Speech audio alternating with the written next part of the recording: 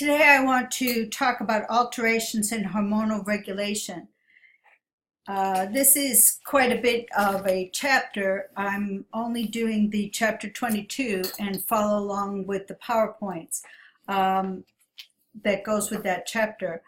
Basically, I might have to divide the screen recording up into a couple of segments. Endocrine glands release substances directly into the bloodstream rather than into a duct as the GI tract. And either the mechanisms of hormonal alterations are either too much or too little of the hormone. There's a failure of feedback systems to function properly, and they may respond to inappropriate signals. Basically, the main knowledge that you need to have is the negative feedback system. It starts with there's a decline of the hormone levels or the production stops. There's a stimulus, and so the stimulus, like for instance for the thyroid hormone, goes to the hypothalamus, which then releases their hormones. The T then goes to the anterior pituitary, that releases the stimulating hormone, goes to the target organ, and the hormone is released and causes the physiologic response. If the hormones inhibit their own production, and so that if there's too little hormone, the stimulus and the feedback loop will start. But as the levels rise, then it slows down or it stops. And basically there is a lack of response to these inappropriate signals. There might be a dysfunction of the endocrine gland, an inability to produce an adequate quantity of the hormone precursors or the hormone itself. Basically there's can be too much, like I said, or too little of the hormone. And once in the circulation, the hormones are degraded too, and that can be too fast or too slow. These can get inactivated by antibodies before reaching their target cell. And then you can also have like a neoplasm, that a non-endocrine site that can release hormones as well. And then this doesn't have a feedback mechanism, they just continue releasing hormones. You can have a target cell dysfunction, a failure of the cell to respond to the hormones, insensitivity. Usually that's in the receptors themselves.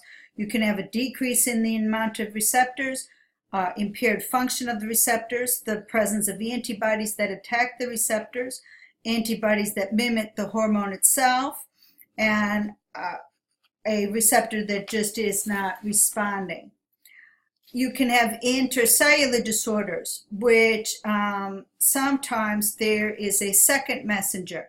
So the first messenger goes to the cell and then stimulates within the cell a second messenger, such as cyclic adenosine monophosphate, CAMP, inside the cell, and then the response can occur. So there may be a failure of inadequate synthesis of the secondary messenger within the cell, and the failure of the target cell to produce the anticipated response.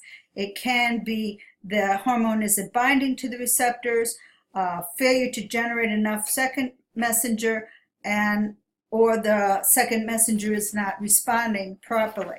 So I said diseases of the different hormones can be too much or too little. And so the pituitary gland, which is the side of a pea at the base of the brain, has two parts, the anterior and the posterior. And the pituitary gland is also called the master gland. One of the main disorders that we look at is syndrome of inappropriate antidiuretic hormone secretion, SIADH. And it's characterized by levels of antidiuretic hormone that is abnormally high without a normal stimulus for its release. Basically, and in order to for the hormone, antidiuretic hormone, to function properly, you also have to have normal adrenal and thyroid function is needed. A lot of times this is secondary to cancer. There's ectopic secretion of the ADH is the most common cause.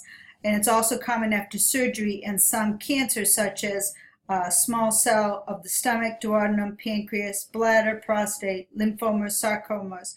And it's also seen in infectious and pulmonary diseases. The ADH increases in response to hypoxia and secondary to drug therapy.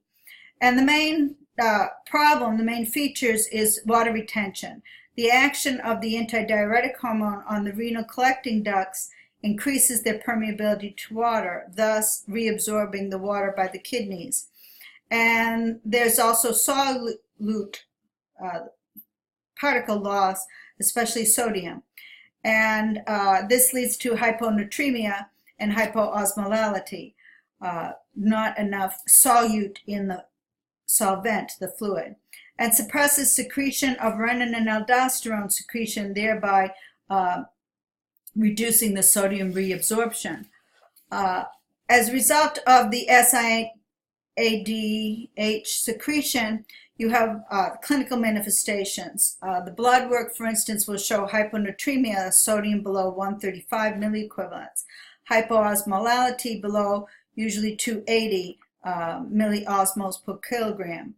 The urine is very hyperosmolar, higher than the serum, and you have hypovolemia, weight gain. Like you said, the serum sodium levels can be quite low. And if they become below 110 to 115, it causes very severe symptoms and severe neurological damage. Some of the symptoms of SIADH is thirst, impaired taste, anorexia, dyspnea on exertion, fatigue, and reduced consciousness when the sodium is between 120 and 130. If it's less than 120, you start to get nausea and vomiting. If it's less than 115, you start to get neurological symptoms such as muscle twitching, convulsion, confusion, and lethargy. Treatment is correcting of the underlying cause. Usually there's also emergency correction of the severe hyponatremia with hypertonic saline, which reverses the symptoms. There's fluid restriction between 800 and 1,000 milliliters per day, and there's also democlocycline, a tetracycline that is given for resistant or chronic SIADH. The other disease of the posterior pituitary is diabetes insipidus, an insufficiency of ADH leading to excessive fluid excretion in the kidneys. You get polyuria, polydipsia. It's some of the same symptoms of diabetes mellitus, but not the ketosis. You have a partial or total inability to concentrate the urine. There's two forms, neurogenic, which is in insufficient amounts of ADH.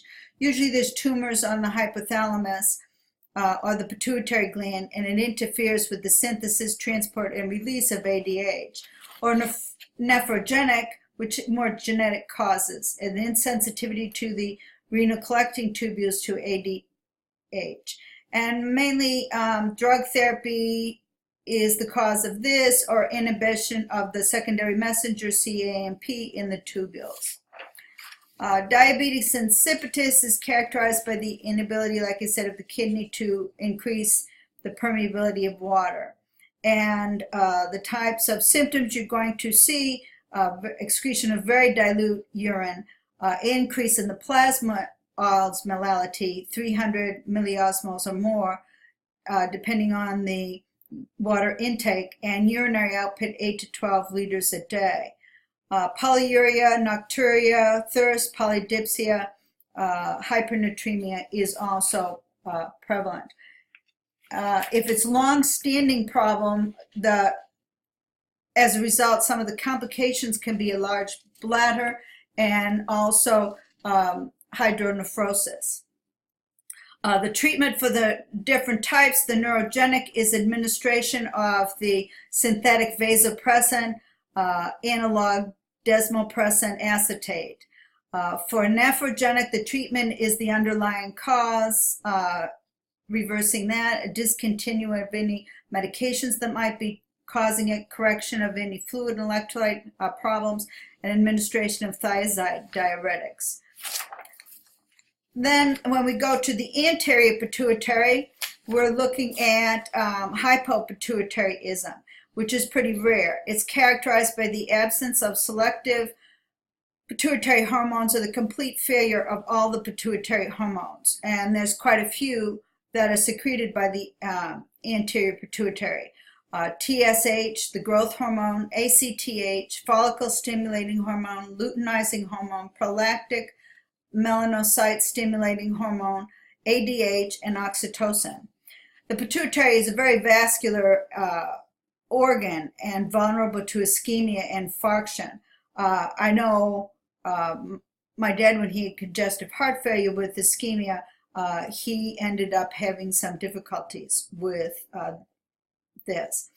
The causes usually damage to the pituitary stalk, an inability for the gland to produce hormones, an infarction of the pituitary, a tumor, or surgical removal. And I know this has happened sometimes with head injuries as well.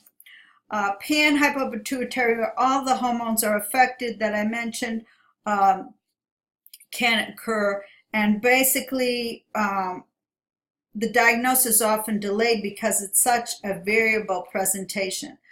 Usually the MRI CT scan is done, vision testing and checking the hormone levels, x-rays for bone abnormalities as well. And the treatment is the replacement of the deficient hormones, usually lifelong treatment, and resolving any underlying cause. The other side of the coin, the hyperpituitaryism, is commonly from benign or slow-growing pituitary adenoma. Excessive amounts of one or all of the pituitary hormones occur. And the severity depends on the degree of hormone excess that can occur. Usually the symptoms are pretty sudden, but they can occur suddenly, but usually develops pretty slowly. Some of the conditions that result is giantism, the tall stature with increased growth hormone prior to puberty, acromegaly, increase the bone size as a result of the increase in growth hormone in adulthood, SIADH, hyperprolactinemia, which results in menstrual dysfunction and inappropriate lactation, Cushing's syndrome, where the cortisol levels increase from increased ACTH, hyperthyroidism, which is the hypermetabolic state from the increase in TSH. And basically the clinical symptoms are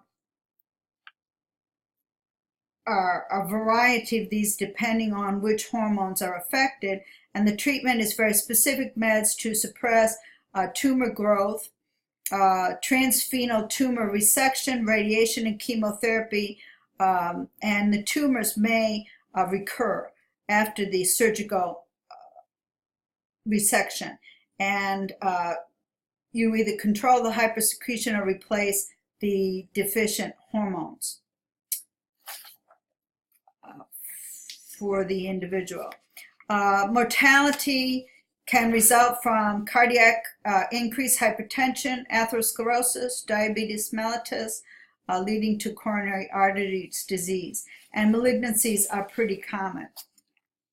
Now we'll go through all of the different types with that, but I think we're going to need to stop and go to the next section.